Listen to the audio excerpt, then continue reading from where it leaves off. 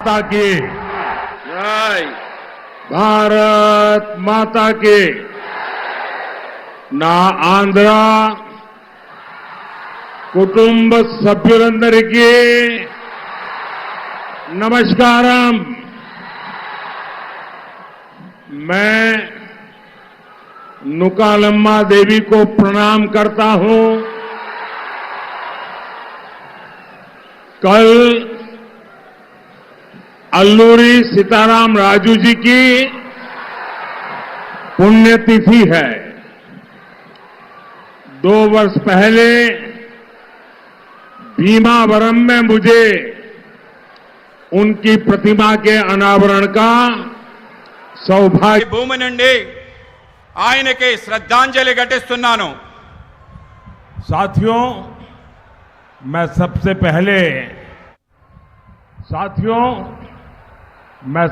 पहले आपकी क्षमा मांगता हूं क्योंकि मुझे 6:15 बजे टेक ऑफ करना है, तो चंद्रबाबू जी मेरे जाने के बाद बोलेंगे और हम सब उनको सुने बिना जाएंगे नहीं। बात बोलेंगे और हम सब उनको सुने बिना जाएंगे नहीं। అందరూ కూడా ముందుగా నన్ను క్షమించాలి। నేను 5:45కి ఇక్కడి నుంచి వెళ్ళిపోవాలి। నేను వెళ్ళిపోయిన తర్వాత మీ అందరూ కూడా ఇక్కడే ఉండాలి। మన ప్రియతమ నేత చంద్రబాబు నాయుడు గారి యొక్క మాటలు మీరందరూ వినాలని మీ అందరికీ విజ్ఞప్తి చేస్తున్నాను। साथियों अनकापल्ली में बेल्लम और तेलुगु दोनों की अद्भुत मिठास है। 4 जून को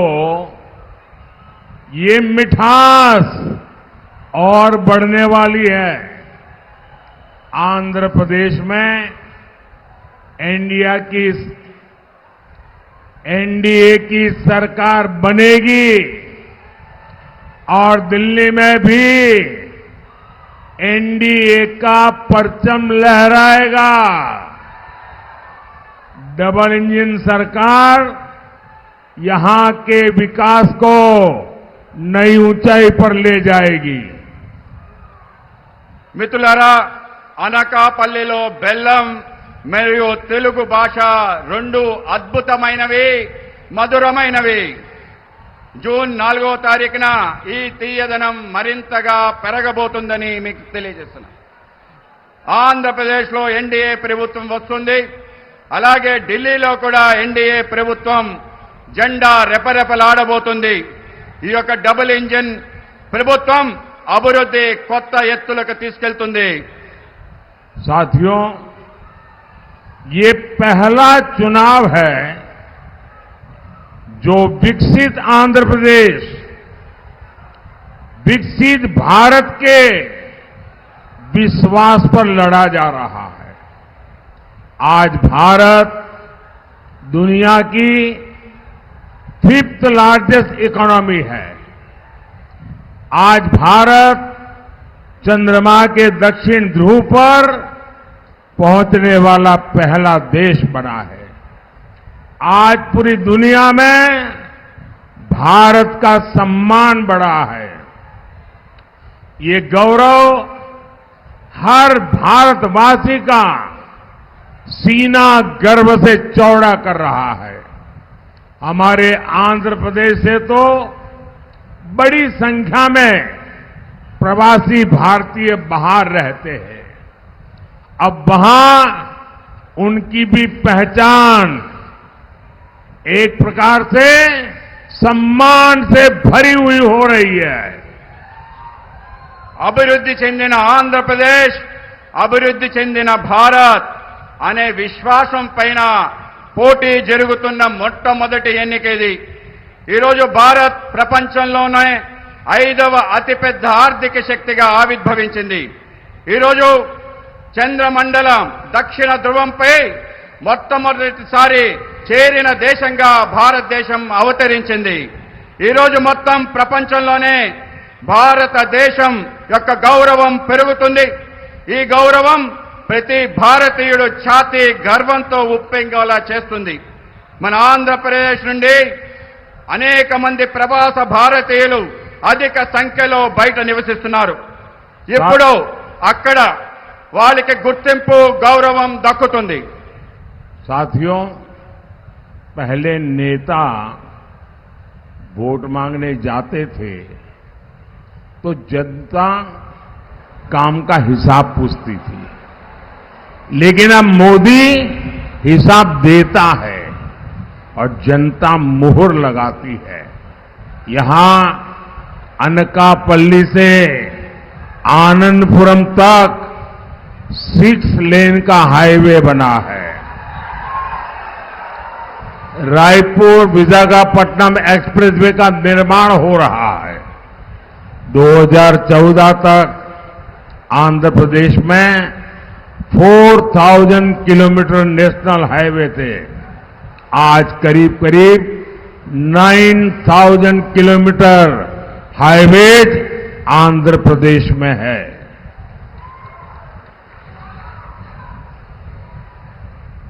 మిత్రులారా, ఇంతకుముందు నాయకులు ఓట్లు అడిగితే ప్రజలు వాళ్ళని చేసిన పనుల యొక్క చిట్టా అడిగేవారు. కానీ ఇప్పుడు మోడీ తన పనుల చిట్టాని ప్రజలకు ఇస్తున్నారు. ప్రజలందరూ కూడా దాన్ని ఆమోదిస్తున్నారు.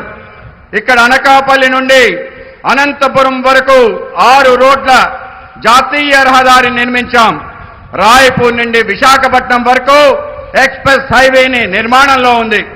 అలాగే కలకత్తా నుంచి చెన్నై ఎక్స్ప్రెస్ హైవే ఈ యొక్క ప్రాంతం నుంచి వెళ్తుంది.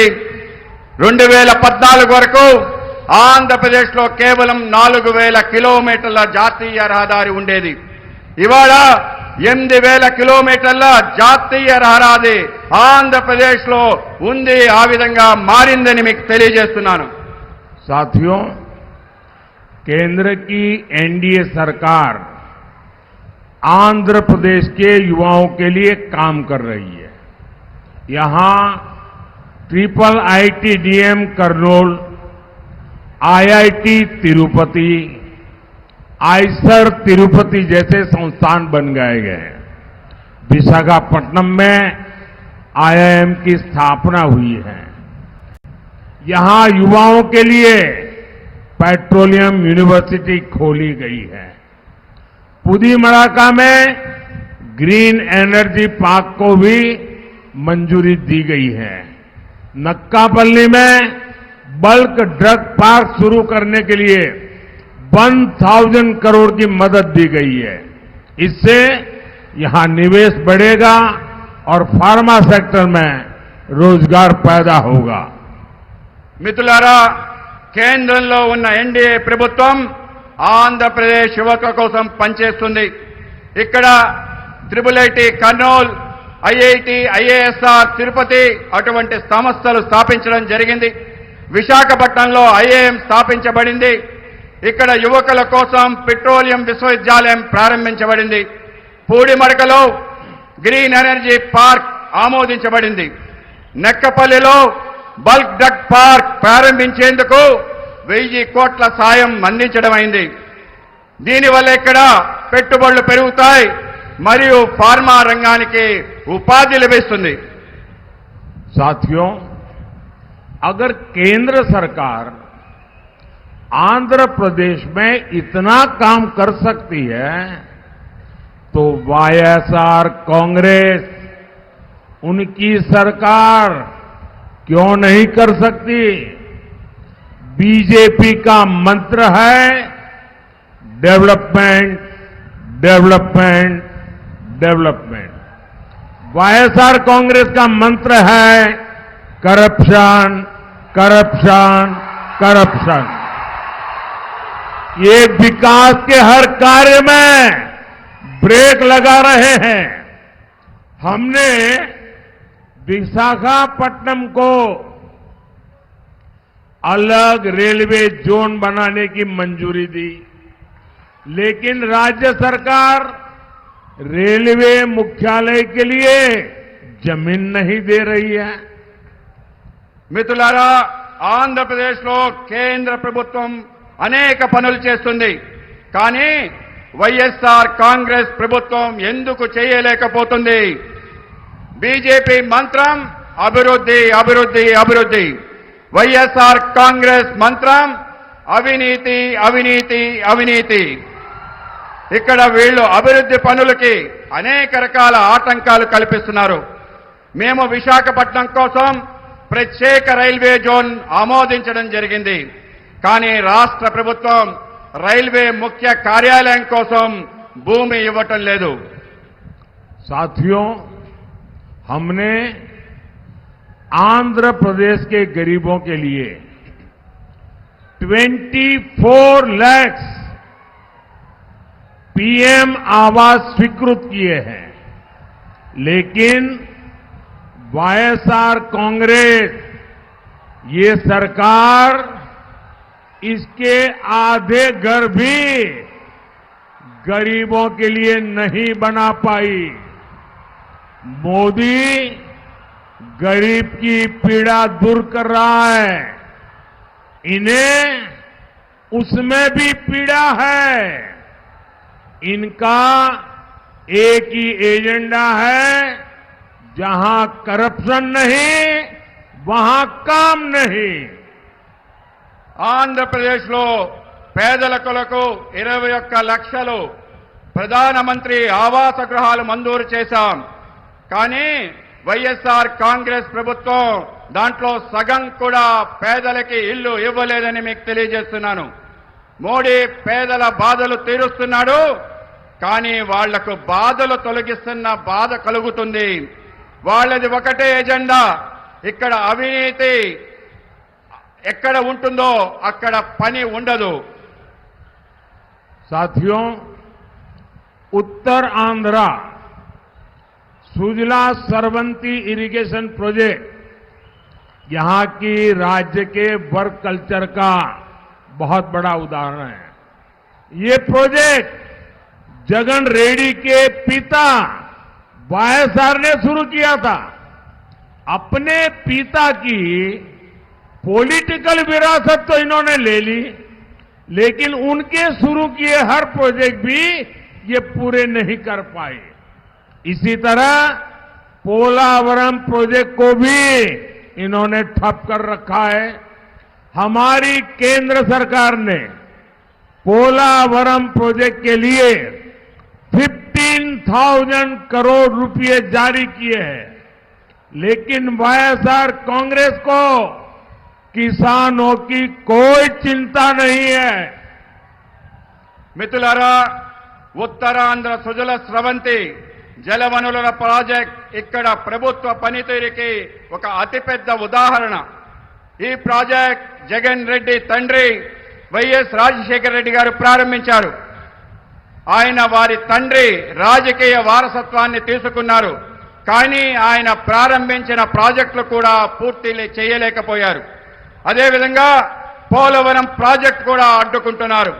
మా కేంద్ర ప్రభుత్వం పోలవరం ప్రాజెక్ట్ కోసం 15,000 కోట్ల రూపాయలు మంజూరు చేయడం జరిగింది. కానీ వైఎస్ఆర్ ప్రభుత్వానికి రైతుల గురించి పట్టింపే లేదు.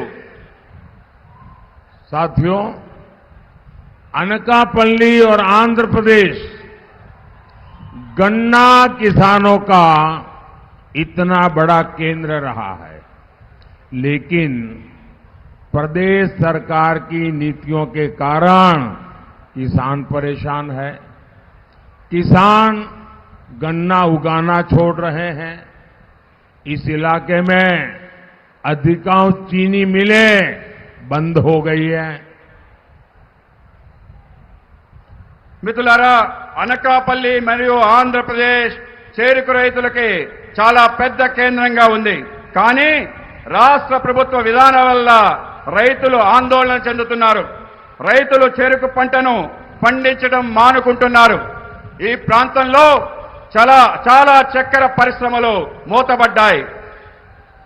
मैं आंध्र प्रदेश के किसानों को आश्वस्त करना चाहता हूं, डबल इंजन की सरकार में यहां गन्ना किसानों के जीवन की मिठास वापस लौटेगी।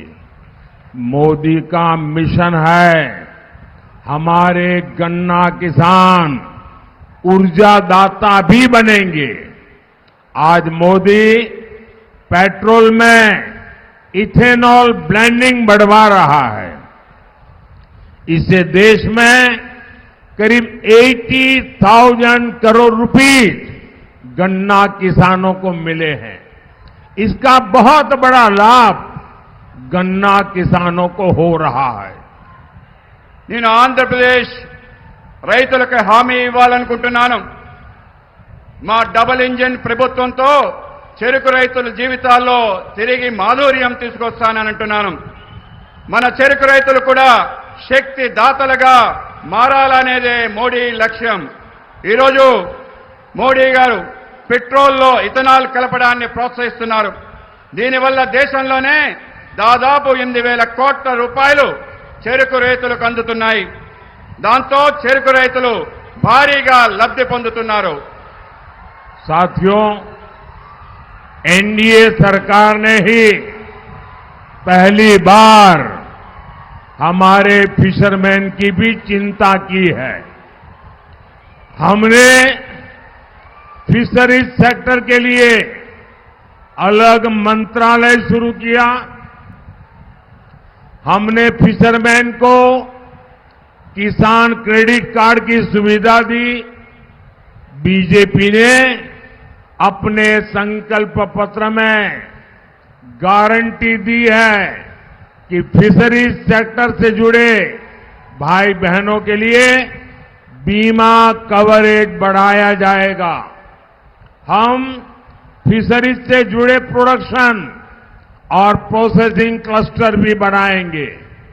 हम फिशरमैन की आय बढ़ाने के लिए ऑर्गेनिक सीवीड की खेती को भी बढ़ावा देंगे।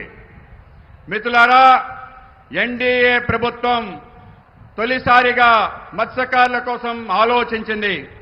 మేము మత్స్యకార రంగాని కోసం ప్రత్యేకమైన మంత్రిత్వ శాఖని ప్రారంభించాం.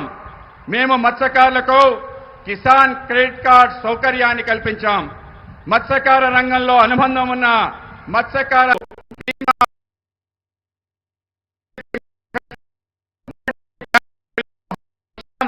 మేము మత్స్యకార రంగానికి అనుబంధం ఉన్న ఉత్పత్తి మరియు ప్రాసెసింగ్ క్లస్టర్ను సృష్టిస్తున్నాం. మేము మత్స్యకారుల ఆదాయం పెంచేందుకు సేంద్రియ సీవీడ్ సాగును కూడా ప్రోత్సహిస్తున్నాం. साथियों, आज आप कह रहे हैं वाईएसआर कांग्रेस आई लेकिन फायदा कुछ नहीं हुआ। कांग्रेस हो या वाईएसआर कांग्रेस, दोनों की एक ही पहचान है। इनकी पहचान है बेलगाम भ्रष्टाचार। इनकी पहचान है माफिया राज। बगल में ही कर्नाटका में कांग्रेस को कुर्सी मिली है। वहां टैंकर माफिया, लैंड माफिया सरकार चला रहे हैं। यहां आंध्र प्रदेश में भी सैंड माफिया, लैंड माफिया और शराब माफिया का राज चल रहा है। आपको इस लूट से आंध्र प्रदेश को मुक्त कराने के लिए एनडीए की सरकार चुननी है। మిత్రులారా, ఈరోజు ఏపీ ప్రజలు అంటున్నారు కాంగ్రెస్ పోయింది, వైఎస్ఆర్ కాంగ్రెస్ వచ్చింది, అయినా ఏమీ ప్రయోజనం లేదని. కాంగ్రెస్ అయినా వైఎస్ఆర్ కాంగ్రెస్ అయినా ఇద్దరికీ ఒకటే గుర్తింపు. వాళ్ళ గుర్తింపు హద్దులు లేని అవినీతి. వాళ్ళ గుర్తింపు మాఫియా రాజ్యం. మన పక్క ఉన్న కర్ణాటకలో కాంగ్రెస్ సీటేసి కూర్చుంది. అక్కడ ట్యాంకర్ మాఫియా, భూ మాఫియాతో ప్రభుత్వాన్ని నడుపుతున్నారు. ఇక్కడ ఏపీలో కూడా ఇసుక మాఫియా, భూ మాఫియా, మద్యం మాఫియాతో రాజ్యం నడుపుతున్నారు. ఈ దోపిడీ నుంచి ఆంధ్రప్రదేశ్ని విముక్తి చేసేందుకు మీరు ఎన్డీఏ ప్రభుత్వాన్ని ఎన్నుకోవాలి. साथियों, कांग्रेस और वाईएसआर कांग्रेस दोनों ने तुष्टीकरण की राजनीति से आंध्र प्रदेश की संस्कृति को बहुत नुकसान पहुंचाया है। कांग्रेस ने तो अयोध्या में राम मंदिर का खुला बहिष्कार किया था। आज आंध्र प्रदेश में मंदिरों को नुकसान पहुंचाया जा रहा है। मैं आपको विश्वास दिलाता हूं, एनडीए सरकार आएगी और आंध्र प्रदेश की संस्कृति पर हो रहे हमलों पर भी लगाम लगाएगी। మిత్రులారా, కాంగ్రెస్ మరియు వైఎస్ఆర్ కాంగ్రెస్ రెండు కూడా సంతుష్టీకరణ రాజకీయాల కారణంగా ఆంధ్రప్రదేశ్ సంస్కృతిపై పెద్ద ఎత్తున నష్టం చేకూరుతుంది. కాంగ్రెస్ అయోధ్యలో రామమందిర ఆహ్వానాన్ని బహిరంగంగా తిరస్కరించింది. ఆంధ్రప్రదేశ్లో దేవాలయాలపై దాడులు జరుగుతున్నాయి. మీకు నేను విశ్వాసాన్ని కలిగిస్తున్నాను, ఎన్డీఏ ప్రభుత్వం వస్తుంది. ఆంధ్రప్రదేశ్ సంస్కృతిపై జరుగుతున్న దాడులు పూర్తి స్థాయిలో ఆపుతామని హామీ ఇస్తున్నాను. साथियों, 13 मई को आपका वोट देश और आंध्र प्रदेश का भविष्य तय करेगा। अनकापल्ली से NDA candidate Shri CM Ramesh, Visakhapatnam से श्री मुथुकुमिल्ली भारत जी, अरकू से श्रीमती कोथापल्ली गीता जी और विजयनगरम से श्री कली शेट्टी अप्पल नायडू जी, उनको भारी वोटों से जीता करके दिल्ली भेजिए। इनका जीतना मोदी को मजबूत करेगा और आप जब इनको वोट देंगे, वो वोट सीधा सीधा मोदी के खाते में जाएगा। साथ ही मेरा अनुरोध है, विधानसभा चुनाव के लिए भी हमारे जो एनडीए के साथी हैं, जो विधायक के नाते चुनाव लड़ रहे हैं, उनको भी भारी मतों से विजयी बनाइए। మిత్రులారా, మే 13న మీ ఓటు దేశం మరియు ఆంధ్రప్రదేశ్ భవిష్యత్తు నిర్ణయిస్తుంది. అనకాపల్లిలో ఎన్డీఏ అభ్యర్థిగా శ్రీ సీఎం రమేష్ గారు పోటీ చేస్తున్నారు. విశాఖపట్నం ఎన్డీఏ అభ్యర్థిగా శ్రీ భరత్ గారు పోటీ చేస్తున్నారు. అరకు పార్లమెంట్ అభ్యర్థిగా శ్రీమతి కొత్తపల్లి గీత గారు పోటీ చేస్తున్నారు. విజయనగరం అభ్యర్థిగా శ్రీ కలిశెట్టి అప్పలనాయుడు గారు పోటీ చేస్తున్నారు. మీ ఓట్లు భారీ మెజార్టీతో పార్టీని గెలిపిస్తే తిన్నగా ఢిల్లీలో మోడీ గారిని బలపరుస్తుందని తెలియజేస్తున్నాను. మీ అందరి ఓటు నేరుగా నాకు చేరుతుంది. దీంతో పాటు ఈ యొక్క నా అభ్యర్థన, ఈరోజు శాసనసభ ఎన్నికల్లో పోటీ చేస్తున్న ఎన్డీఏ అభ్యర్థులందరినీ కూడా మీరు భారీ మెజార్టీతో గెలిపించాలని మేము అందరినీ కోరుతున్నాను. अच्छा, आप लोग मेरा एक काम करेंगे, आप लोग मेरा एक काम करेंगे। మీరందరూ కూడా నాకు ఒక పని చేస్తారా? మీరందరూ నాకు ఒక పని చేస్తారా? अगर मेरा एक काम करने वाले हैं तो 2 हाथ ऊपर करके बताइए, करेंगे? అందరూ కూడా చేతులెత్తి చెప్పండి, చేస్తాను చేస్తానని చెప్పండి. आप सभी यहां से जब जाएंगे तो ज्यादा से ज्यादा घरों में लोगों को जाकर के मिलिए और मिलकर के कहिए कि अपने मोदी जी आए थे और मोदी ने उनको नमस्कार कहा है। हर घर में जाके मेरा नमस्कार पहुंचाइए। जब मेरा नमस्कार उनको मिलेगा तो वो मुझे आशीर्वाद देंगे और हर परिवार का आशीर्वाद मुझे नई ऊर्जा देता है और उस ऊर्जा से मैं आपकी सेवा में खप जाता हूं। इसलिए घर घर जाकर मेरा सबको नमस्कार पहुंचाइए। మీరు ఇక్కడి నుంచి వెళ్ళిన తర్వాత ప్రతి ఇంటింటికి వెళ్ళండి. ఇవాళ మోడీ గారు చెప్పారు, మోడీ గారు మీ అందరికీ నమస్కారం చెప్పమన్నారు. మీరందరూ కూడా అక్కడికి వెళ్ళి నా నమస్కారాలు చెప్పండి. వాళ్ళు నా నమస్కారం వాళ్ళకి ఇస్తే వాళ్ళు నాకు ఆశీర్వాదం ఇస్తారు. వాళ్ళ ఆశీర్వాదం వల్ల నాకు మరింత శక్తి వస్తుంది. వాళ్ళ శక్తి కారణంగా మరింతగా మీకు సేవ చేసే అవకాశం నాకు దక్కుతుంది. ఆ విధంగా నేను సేవ చేసే అవకాశాన్ని కల్పించండి. मेरी बहुत इच्छा थी कि मैं चंद्रबाबू को सुनूं, लेकिन मुझे कल मेरा वोटिंग है गुजरात में और मुझे आज रात को गांधीनगर पहुंचना है और इसलिए मुझे निकलना पड़ेगा। मैं सभी एमएलए कैंडिडेट उनको रिक्वेस्ट करता हूं आगे आने के लिए। सभी एमएलए कैंडिडेट, सभी एमपी कैंडिडेट और बाबू और हमारे सब मेरे साथ बोले भारत माता की, भारत माता की जय। बहुत बहुत धन्यवाद। बहुत बहुत धन्यवाद। भारत